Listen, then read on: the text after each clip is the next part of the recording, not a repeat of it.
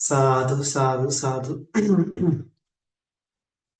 विश्ववंदनीय महाकारुणिक तथागत सम्यक संबुद्ध तथागत द्वारा सुआख्यात ऐसा सद्धम्म तथागत का पवित्र पावन ऐसा भिक्खु संत प्रथमता इन तीन रत्नों को मैं त्रिवार बंधु।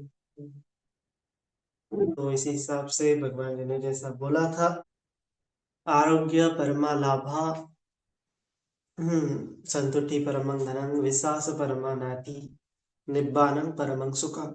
धम्मपद की 204 नंबर की ये गाथा है। तो इसी गाथा के ऊपर आज हम थोड़ा धम्म श्रवण करेंगे, है ना। एक बार की बात है कि जब पसेनदी राजा बहुत मतलब हर बार वो आते हैं भोजन ग्रहण करने के बाद वो भगवान जी के।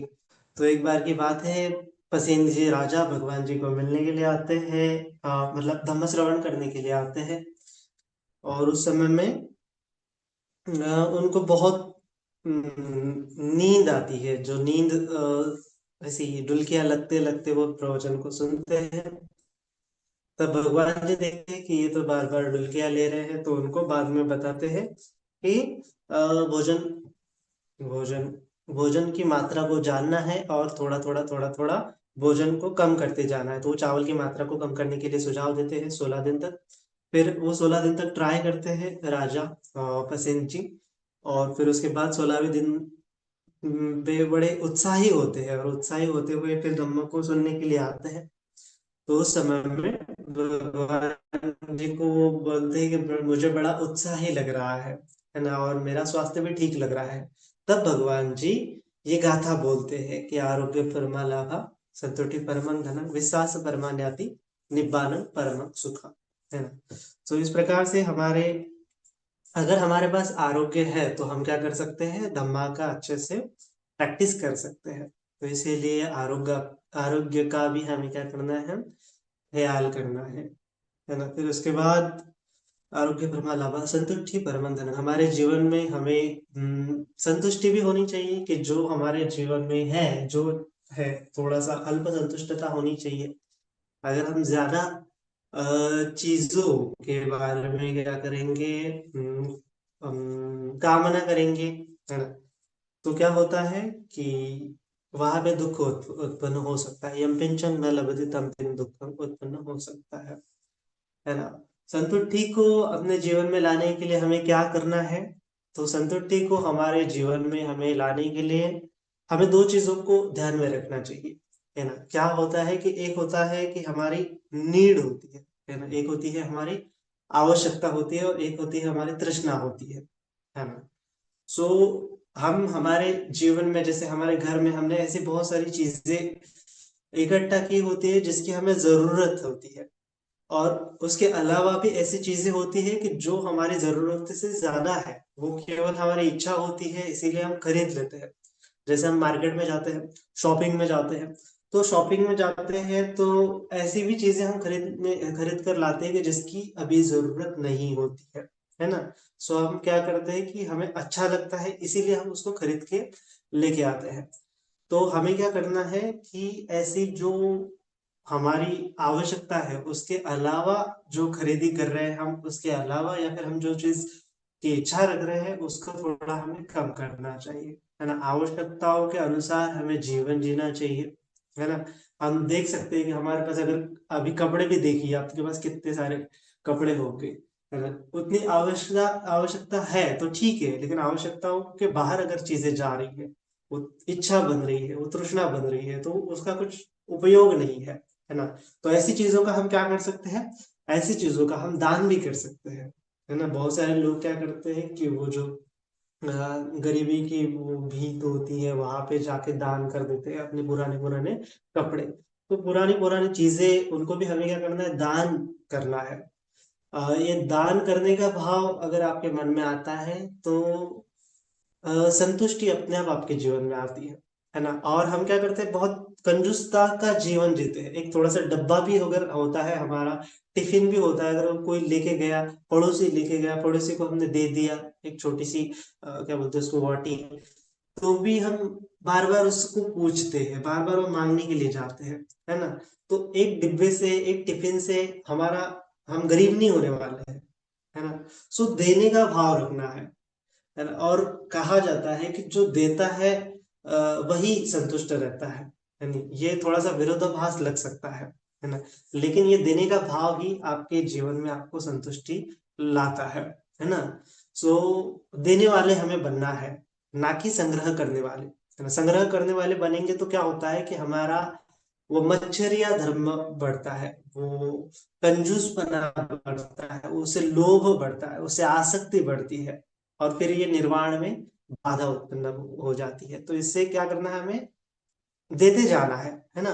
और देते जाना है, इसका मतलब क्या होता है कि देता वही है कि जिसके पास ज्यादा होता है ना। ज्यादा होने का मतलब क्या है कि अपना मन बड़ा होना चाहिए, है ना। अपना मन में देने का भाव होना चाहिए, तब जाके आपको सभी चीजें मिलती है ना। तो हमें क्या करना है कि कर्म सिद्धांत के ऊपर भी यहाँ पे श्रद्धा उत्पन्न करना है ना। कर्म सिद्धांत के ऊपर अगर आपकी श्रद्धा है तो आप जो दोगे वो आपको मिलेगा, ठीक है। सो आपको जब भी कोई चीज आप दान दे रहे हो तो सोचना है कि ये चीजें मुझे 1000 गुना मिलने वाली है ना। तो मुझे 1000 गुना मिलने वाली है, तो क्यों क्यों ना मैं इस चीज को अभी छोड़ दूं, क्यों ना मैं इस चीज को अभी छोड़ दूं, है ना। और छोड़ दो और अपने कर्म पे छोड़ दो, दान दे दो और अपने कर्म को छोड़ दो, कर्म के ऊपर छोड़ दो कि ये चीज मुझे मिल ही जाएगी। क्योंकि जो कुछ भी आपको मिल रहा है वो पुराने ही कर्मों की वजह से मिल रहा है ना। जो विशाखा की आपने कहानी सुनी होगी, मिगार माता की, वो अपने ससुर जी को क्या बोलती है कि हमारे ससुर जी बासी खाना खा रहे हैं। भिक्षु आते हैं, वो ससुर जी खाना नहीं देते, भोजन देने से मना करते हैं। तो वो बोलती है कि जाओ भिक्षु, हमारे ससुर बासी खाना खा रहे हैं। तो ससुर जी गुस्सा हो जाते हैं, ऐसा कैसे बोल दिया, मैं तो पंच पकवान खा रहा हूँ। तब विशाखा बोलती है कि ये जो पंच पकवान आपको मिल रहा है, ये आपने किए पूर्व किए पुण्य कर्मों की वजह से मिल रहा है। लेकिन मैंने अभी तक जितना देखा है, इस जीवन में तो आपने कभी दान पुण्य किया ही नहीं, है ना। तो इस जीवन का नहीं खा रहे हैं आप तो पूर्व जन्म में जो पुण्य कर्म किया होगा उसका खा रहे हैं। तो हमें बासी खाना नहीं खाना है, बासी चीजों को भी संग्रह नहीं करना है, देते जाना है ना। क्योंकि ये चीजें आपको बार बार मिलने वाली है। श्रद्धा रखना है धम्म धम्म के ऊपर, कर्म के ऊपर, है ना। कर्म पटी शरणों बोला है भगवान जी ने। शरण शरण स्थान मान लो अपने कर्म को, और ये कर्म ही आपको क्या बनेगा फिर, दाया दो, है ना। कम्मस्य कोमि कम्म योनि कम्म बंधु कम्म दाया दो कम्म पटिसरण यं कम्मं करे संति पापकं वा कल्याणं वा तस्य दाया दो होति भविष्यामिति। ये कर्म और कर्म के विपाक के ऊपर बोध बना रहे, कर्म को अपना शरण स्थान मानो, है ना। भगवान जी ने क्या बोला है, कर्म को अपना शरण स्थान मानो, है ना। और धम्म के ऊपर छोड़ दो। शरण शरण का मतलब क्या है कि शरण मतलब सरेंडर, सरेंडर योरसेल्फ, है ना। इवन बाबा साहेब आम्बेडकर जी ने भी ये जो अब हम बोलते हैं ना, बुद्धम शरणम गच्छामि धम्मम शरणम गच्छामि संघम शरणम गच्छामि।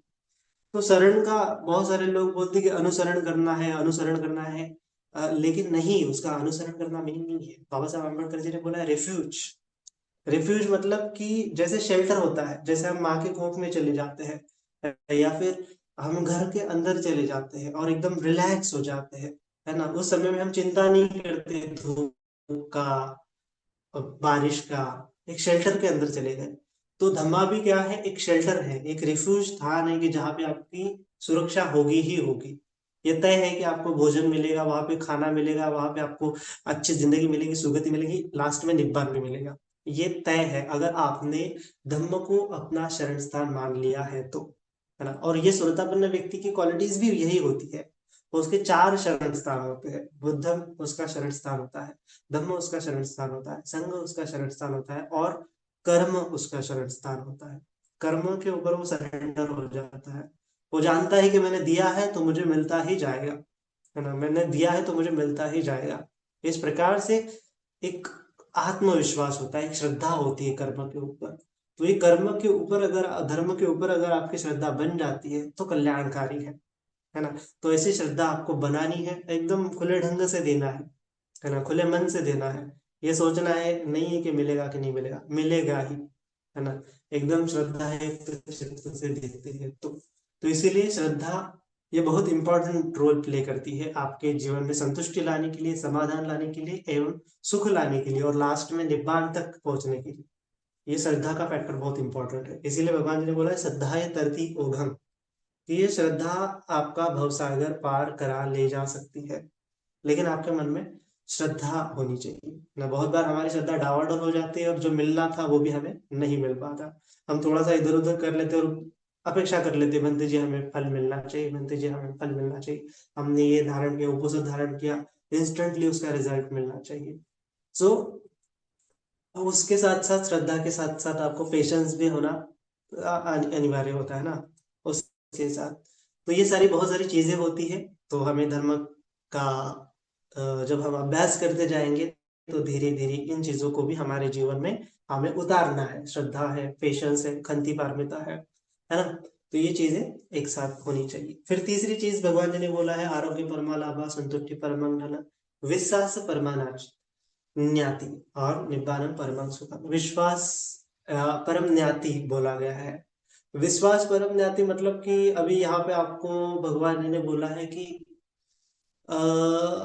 जिस प्रकार से आपको आपके ज्ञाति गणों पर विश्वास होता है जो आपको मदद करने के लिए आएंगे ही, है ना। जैसे माता पिता होते हैं या भाई बहन होते हैं या फिर आपके मित्र परिवार होते हैं, तो आपको विश्वास है कि कॉल कर लिया तो आपका मित्र आपको दौड़ा दौड़ा आएगा, आपके रिश्तेदार आपको दौड़ा दौड़ा आएंगे। तो ये विश्वास के ऊपर आपके ज्ञाति सभी रिश्ते नाते टिके हुए हैं। और जिस समय में विश्वास नहीं रहेगा तो ज्ञाति भी वहां पे नहीं रहेंगी। सो ये तो चीज है कि ये व्यवहारिक जगत में आपको क्या करना है, एक दूसरे का विश्वास संपादन करना है, ये तो चीज है। लेकिन दरअसल ये बात हो जाती है, फिर से भगवान जी ने बोला है कि कम्म दाया दो, है ना। ये कर्म क्या ही आपको क्या करना है, एक न्याति की तरह मानना है कि मैंने मेरे कर्म किए हुए हैं तो मुझे मदद मिलेगी ही, है ना। सो कम्म दाया दो, कर्म एक दायाद होके आपको, आप जब विपरीत परिस्थिति आएंगे तो उस समय में आपको आपके कर्म ही वहां पे बचाने के लिए आएंगे, है ना। कोई आपको बचाने वाला नहीं आ रहा है। तो इसीलिए कर्मों के ऊपर विश्वास रखना, मैंने घुमा फिरा के बात वही पे आ रही है। आपको कर्मों के ऊपर विश्वास रखना है, धर्म के ऊपर विश्वास रखना है, और एक परम कनेक्शन आपका बनाना है, ज्ञाति बनाना है इस धर्म को, इस कर्म को।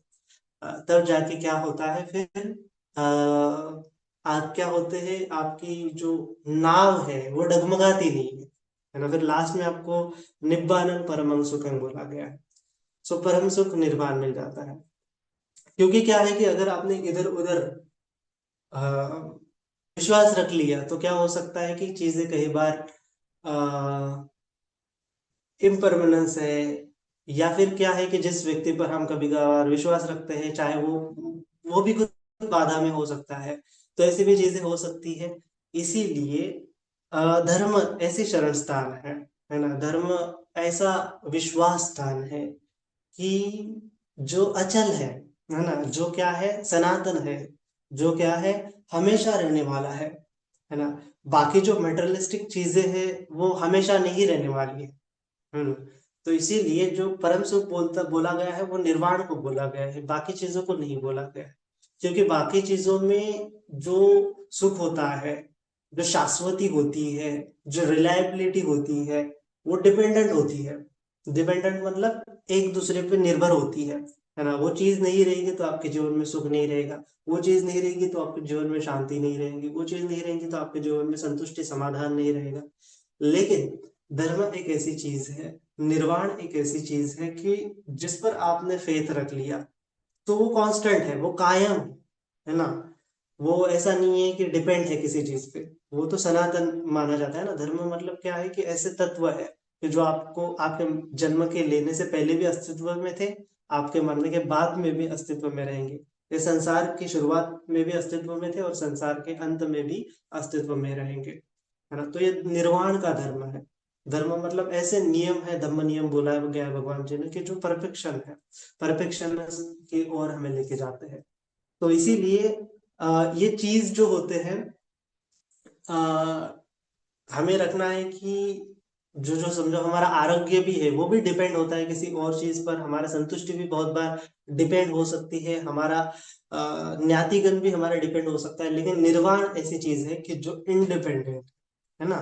तो तीन चार चीजें हैं, आरोग्य, संतुष्टि, न्याति और निब्बाण। तो इन चारों चीजों में तीन चीजें क्या है, अनित्य है ना, मतलब बदलने वाले स्वभाव की है। लेकिन लास्ट वाली निर्वाण ऐसी चीज है कि जो नहीं बदलेंगी कभी, वो हमेशा स्थिर है, हमेशा चिरस्थायी है। तो इसीलिए अगर हमने निर्वाण को पा लिया, निर्वाण के डोर को थाम लिया, तो क्या हो जाता है, परम कल्याण हो जाता है। तो निर्वाण को साधने के लिए हमें क्या करना पड़ता है, ये धम्म को पकड़ना पड़ता है, क्योंकि धम्म ही ऐसी सीढ़ी है कि जो निर्वाण तक हमें लेके जाएंगे। तो ये धम्म को पकड़ लिया तो हमें कर्म को भी पकड़ना पड़ता है। और कर्म को कैसे करना है, तो बुद्ध ने जैसा बताया है, बुद्ध के ऊपर श्रद्धा, तो बुद्ध को भी पकड़ना पड़ता है, धम्म को भी पकड़ना पड़ता है, और ये संघ तो आपको टीचिंग दे रहा है, तो संघ को भी आपको पकड़ना पड़ता है। तो ये चार चीजों को आपको पकड़ना ही पड़ता है, बुद्ध, धम्म, संघ और कर्म। सो इन चारों चीजों को आपको धारण करते करते करते आपके जीवन में आपको चारों चीजों का ख्याल रखना है। आपको आपके आरोग्य का भी ख्याल रखना है, आपको आपके संतुष्टि का भी ख्याल रखना है, आपको आपके ज्ञाति गणों का भी ख्याल रखना है, और आपको निर्वाण का भी ख्याल रखना है। ये इस प्रकार से है ना कि जैसे हमने ज्यादा खा लिया तो क्या होगा, हमारा आरोग्य खराब हो जाता है। अगर हमने कर कम भी खा लिया तो क्या हो जाता है, तो भी हमारा आरोग्य खत्म हो जाता है।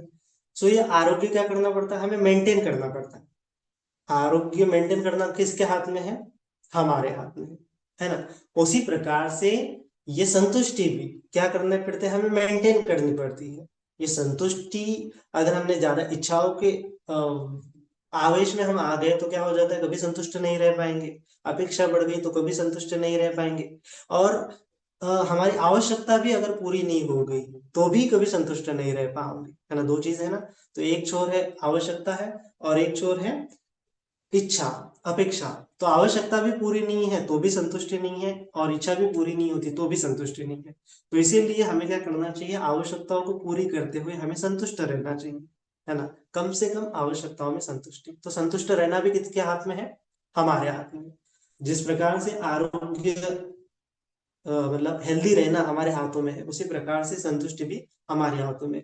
फिर तीसरी चीज है विश्वास परमान्याति, कि रिश्तेदारों के साथ अच्छे संबंध रखना भी किसके हाथ में है, फिर हमारे ही हाथ में। और लास्ट में निब्बानंग परमं सुखम, वो भी किसके हाथ में है, हमारे ही हाथ में है।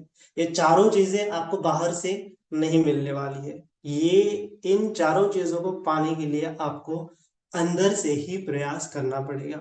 अगर आप नहीं प्रयास करोगे तो ये चीजें नहीं मिलेंगी आपको। ये सारी चीजें पुरुषार्थ के ऊपर डिपेंड है, आपके प्रयास के ऊपर डिपेंड है, आपके परिश्रम के ऊपर डिपेंड है, आपके प्रैक्टिस के ऊपर डिपेंड है, आपकी भावना के ऊपर डिपेंड है ना। तो इसीलिए भगवान जी ने बोला है अत्त दीप भवा, मतलब आपको ये चीजें चारों चीजें हाथ में लेनी पड़ेंगी, और फिर इनको प्रैक्टिस करनी पड़ेंगी, हेल्दी रहने के लिए भी, संतुष्ट रहने के लिए भी, उसके बाद आपके रिश्तेदारों का ज्ञाति विश्वास डेवलप करने के लिए भी, और लास्ट में निर्वाण के सुख को भी पाने के लिए। तो ये चारों चीजें हमारे हाथ में है। सो आपको प्रैक्टिस करते आना चाहिए। धीरे धीरे ये प्रैक्टिस अगर बढ़ जाती है तो ये निर्वाण का परम सुख भी हमें आने लगता है। तो पहले संतुष्टि का सुख होता है, तो श्रोतापन्न व्यक्ति क्या होता है, संतुष्टि का सुख मतलब उसको आ जाता है, इसीलिए वो श्रोतापन्न हो जाता है, और वो पूरी तरह से वर्तमान में जीवन जीता है। वो भविष्य की भूतकाल की चीजों में नहीं फंसता है, हमें भी भूतकाल के भविष्य काल की चीजों में नहीं फंसना है। वर्तमान में कर्म करते जाना है, और भविष्य में मुझे मिलेगा ही। ये कैसे, आपको एक विश्वास कैसे डेवलप होगा, कि जब आप वर्तमान के कर्मों के ऊपर आपका फेथ होगा, विश्वास होगा कि हाँ मैंने तो भर भर के दिया है, मैंने तो भर भर के कर्म किए हैं, मैंने तो भर भर के धर्म का प्रैक्टिस किया है, तो मुझे मिलेगा ही, मुझे डरने की आवश्यकता नहीं है। तो ये आपके कर्म आपकी इनसिक्योरिटीज को मिटा देते हैं। श्रोतापन्न व्यक्ति की सारी इनसिक्योरिटीज, फियर्स जो है मिट गए होते हैं। वो भविष्य की चिंता नहीं करता है, वो वर्तमान में जीता है ना। तो ये क्यों हो रहा है, क्योंकि उसकी कर्म के ऊपर श्रद्धा है, और उसने धर्म को अपना शरण स्थान मान लिया है, छोड़ दिया है अपने आप को धर्म के ऊपर। जो होगा धर्म के अनुसार होगा, जो होगा कर्म के अनुसार होगा, खुद के कर्मों के अनुसार। तो इस प्रकार से वो बुद्ध, धम्म, संघ और कर्म, इन चार चीजों को शरण सरेंडर हो जाता है। तो आपको भी कोशिश करनी है, प्रयास करना है ना। थोड़ा सा डर लगेगा, थोड़ी सी इनसिक्योरिटीज होगी, थोड़ा सा इधर उधर होगा, सोचते हुए, कर्म करते हुए, छोड़ते हुए सभी चीजें। लेकिन हमें क्या करना है, भर भर के छोड़ देना है, त्यागना है। त्याग करते समय, दान करते समय थोड़ा सा भी हमारे मन में भाव नहीं होना चाहिए कि मैं कुछ तो भी मेरी तरफ से जा रहा है ना। दान करते समय समझना है कि ये मेरा इन्वेस्टमेंट है ना। दान करते समय में क्या सोचना है कि ये इन्वेस्टमेंट है, मेरे कर्म बन रहे हैं, सो इसका विपाक भी मुझे मिलेगा ही, तो मुझे डरने की कोई आवश्यकता नहीं है ना। सो हजारों हजारों लाखों लाखों रुपए भी अगर आप दान दे सकते हो तो दो, कोई दिक्कत नहीं है, डरने की कोई आवश्यकता नहीं है। ठीक है, केवल आपको क्या करना है, आपको नीड को पूरा करना है, संतुष्ट रहना है। ठीक है, एक तो आरोग्य को मेंटेन करना है, फिर उसके बाद आपको आपकी जो नीड है, आपकी आवश्यकता है, उनको पूरा करना है, और जो आपके ज्ञातिगण है उनका विश्वास, फिर ये आपने कर लिया। इसके अलावा एक्स्ट्रा है सब आपके पास, क्या है, बाकी सब चीजें एक्स्ट्रा है, तो उसको आप दे सकते हो। ठीक है, ये आपके पुण्य बन जाएंगे, कर्म बन जाएंगे। और फिर ये देने की प्रैक्टिस से ही आपका क्या हो जाएगा, निर्वाण का प्रैक्टिस होना चालू हो जाएगा, है ना। निर्वाण का मतलब क्या है कि सभी चीजों का त्याग होता है, बेसिकली मन से होता है, लेकिन फिर भी वस्तुओं से त्याग कर लिया तो मन से भी वो क्लेशों का त्याग होने लगता है। ठीक है, तो इस प्रकार से है। तो संतुष्टि का अगर आपको कंसेप्ट समझ में आ जाता है, कर्मा का अगर कंसेप्ट समझ में आ जाता है, तो बहुत चांसेस है कि श्रोतापन्न अवस्था हम प्रैक्टिस कर सकते हैं और अचीव कर सकते हैं इसी लाइफ में। ठीक है, तो आज के लिए इतना ही। सभी का मंगल हो, सभी का कल्याण हो, सभी जन सुखी हो, सुखी हो, सुखी हो। साधु, साधु, साधु।